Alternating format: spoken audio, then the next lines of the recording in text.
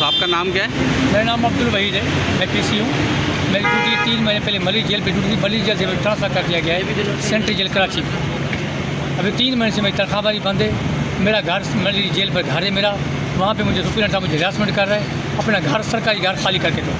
मेरे बच्चे साथ जब मैं रात के 9 बजे के बाद ड्यूटी पे जाता हूँ तो मेरे बच्चों को दरवाज़ा बजाया जाता है, 2 बजे पत्थर फेंके जाते हैं, कभी मेरी बिजली काटी जाती है, मेरे को हरासमेंट किया जाता है, मेरे बच्चों को परेशान किया जा रहा है। अपना घर खाली करके दो। 3 महीने को मेरी तनख्वाह मेरी बंद है। मलिक जेल सुप्रीडेंट ने मेरे साथ ज़्यादती की हुई है। आप ड्यूटी पे जा रहे हैं? ड्यूटी सेंट्रल जेल पर कर रहा हूँ।